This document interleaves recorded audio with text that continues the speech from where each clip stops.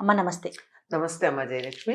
అమ్మ ఉమ్, భగవంతుణ్ణి పూజ చేసుకునేటప్పుడు ఉమ్, ధూప దీప నైవేద్యాలతో ఆయన్ని మనస్ఫూర్తిగా పూజ చేస్తాం కదా. అవునమ్మా. ధూపం యొక్క ప్రాముఖ్యత ఏంటమ్మా? ధూపము అనేటటువంటిది పొగ ఆ, పొగ పెడతాం అంతే కదా. ఈ పొగ అన్నది దేనికి సంకేతం అంటే, దేనికైనా సరే ఒక వస్తువు తాలూకు సూక్ష్మ రూపం పొగ ఉమ్, చాలా సూక్ష్మంగా ఉంటుంది. ఇది సాధారణంగా మనం పరిమళ భరితమైనటువంటి ధూపాన్ని వాడతాం, అంటే మంచి సువాసన ఉండేటట్టు.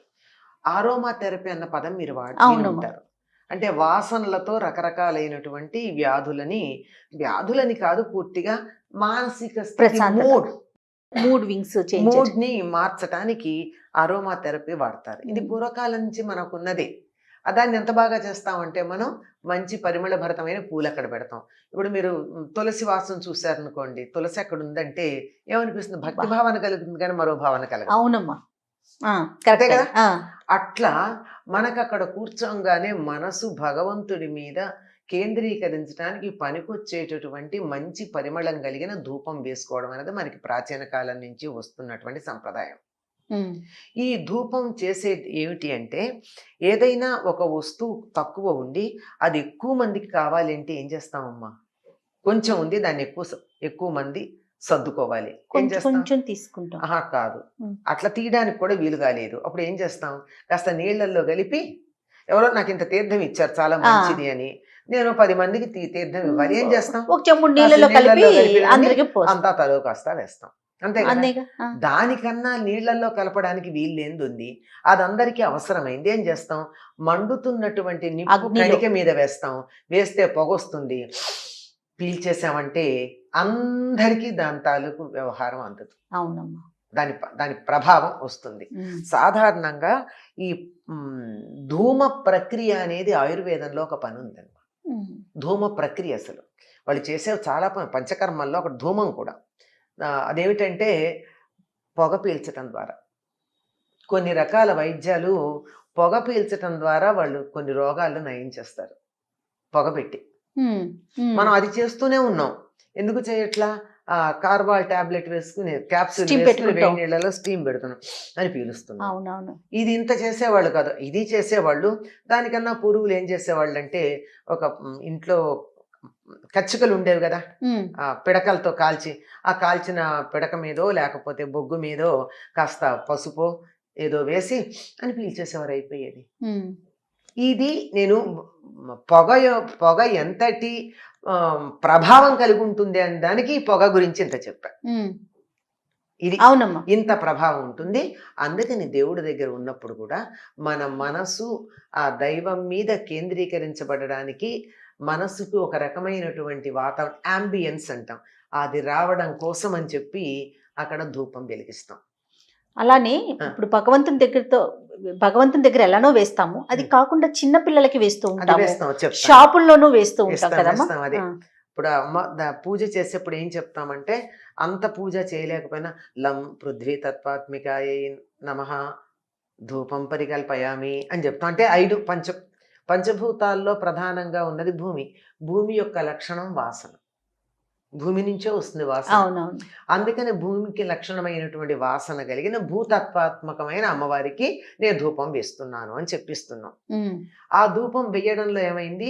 భూమికి ఉన్నటువంటి వాసనలన్నీ నేను తీసుకురాలేను, అందువల్ల ఏదో ఒకటి మొత్తం సృష్టిలో ఉన్న అన్ని సువాసనలు కలిపితే భూమి మట్టి వాసనమ్మ.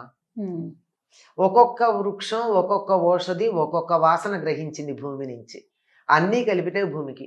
ప్రపంచంలో అత్యధికమైన ఖరీదు కలిగినటువంటి సెంటు యొక్క స్మెల్ ఏమిటో తెలుసా? మట్టి వాసన. అవునమ్మా. దాని అన్నింటికంటే costliest cent in the world is has that మట్టి వాసన ఉంటుంది. అటువంటి పృథ్వీ తత్వాన్ని చూపించడానికి దైవం దగ్గర పెడుతూ ఉంటాం. మంచి అందులో కూడా ఏం చెప్పి, వనస్పతి రసై దివ్యై నానా గంధైస్సు సంయుతం ఆగ్రేయ సర్వదేవాణం ధూపోయం ప్రతిగృహ్యతాం అని చెప్పి, వనస్పతుల నుంచి అంటే చెట్ల నుంచి వచ్చే రకరకాలైన పరిమళ ద్రవ్యాలన్నీ తీసుకొచ్చి వాటన్నింటినీ ఒక్కచోట, ఇన్ని పరిమళ ద్రవ్యాలు ఆయన మొహాన పోస్తే నిండిపోతాడు ఆయన. అవును. ఊపిరి అందదు. అవును. అందుకని వాటన్నింటినీ కలిపి చక్కగా సారం తీసి వెలిగించి ఆ వాసన నీకు వచ్చేట్టు చూస్తున్నాను, వాసన చూడమని చెప్తారు. ఇప్పుడు మీరు అన్నారు పసిపిల్లలకి వేస్తారు అని.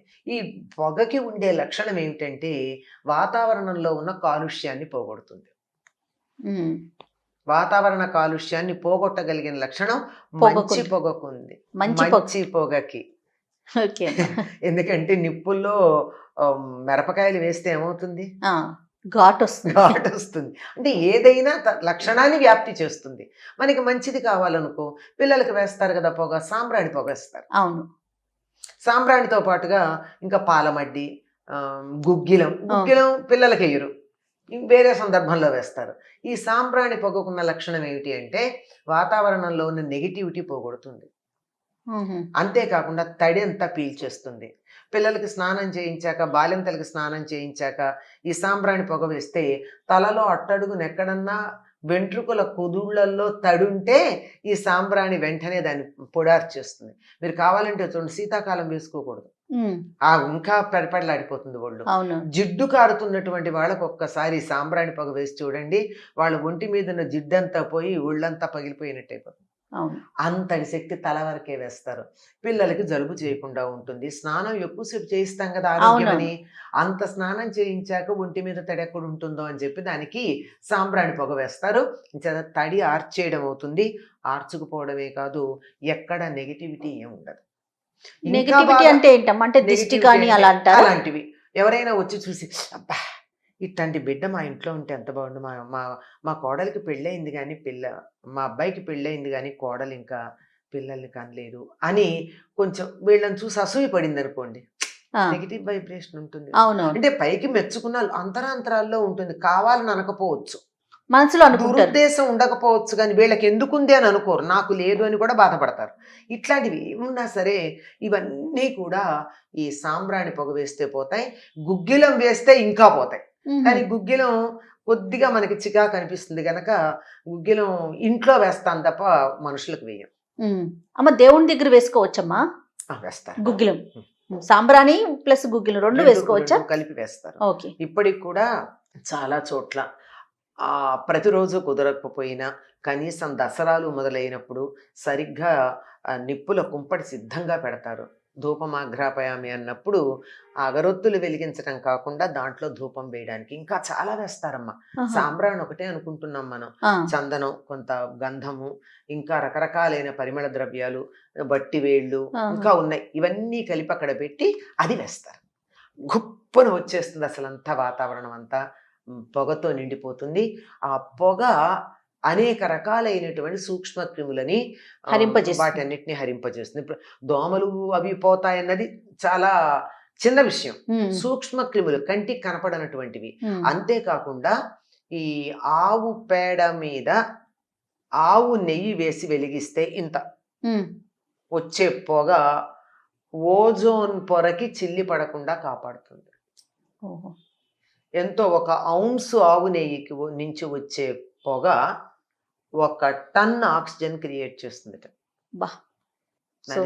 సాంబ్రాణి యొక్క ప్రాముఖ్యత చాలా ఉంది కదమ్మా? చాలా ఉందమ్మా. సాంబ్రాణి అసలు మొత్తం అంతా నిత్య పూజల్లో వాడుకోవచ్చా మనం? నిత్య పూజలు మీకు శక్తి సామర్థ్యాలు ఉంటే, అంటే రోజు మీరు పూజ చేసే సమయానికి ఒక బొగ్గు కాల్చి పెట్టగలిగిన సమర్థత ఉంటే, ఇంట్లో పిల్లలు ఉంటే మనం తప్పనిసరిగా చేస్తున్నాం కదా, బొగ్గులు తెచ్చి కాల్చి పెట్టుకుంటున్నాం కదా, అట్లా పెట్టుకోగలిగినట్టయితే సాంబ్రాణి పొగ వేశారంటే ఎటువంటి ప్రతికూల భావనలు ఇళ్లలో ఉండవు. అంటే దిష్టి ఒకటే కాదమ్మా, నాకు అవతల మీద ఇంట్లో భార్య భర్త ఒకళ్ళ మీద ఒకళ్ళు అరుచుకున్నారు, మంచివాళ్లే, ఎందుకో కారణంగా అరుచుకున్నారు, అరుచుకుంటే ఆ శబ్దాలకు ఇంట్లో నెగిటివిటీ ఉందా లేదా? ఉంటుందిగా, అది పోతుంది. పిల్లలు, తల్లులు, ఇంట్లో వాళ్ళు, వచ్చిన వాళ్ళు, బయట నుంచి ఎవరో వచ్చి దెబ్బలాడి, ఏదో వాళ్ళ దెబ్బలాటలు మన ఇంట్లో పంచాయతీ పెట్టి ఏదైతే మన ఇల్లంతా కూడా నెగిటివిటీ ఉంటుంది, అలాంటివన్నీ పోవాలంటే సాంబ్రాణి పొగ చాలు. అందుకే మీకు సాయంకాలం అయ్యేటప్పటికి వాళ్ళు తిరుగుతూ ఉంటారు, ఆ ముస్లిమ్స్ కొంతమంది సాంబ్రాణి పట్టుకుని బాగా మండుతున్నటువంటి నిప్పులు పుచ్చుకుని తిరుగుతారు. చాలా మంది అని సంబంధం లేదు, చాలా మంది పిలిచి వాళ్ళ చేత వేయించుకుంటూ ఉంటారు. ఈ రకమైనది ఏమన్నా ఉంటే పోతుంది. నమస్తే.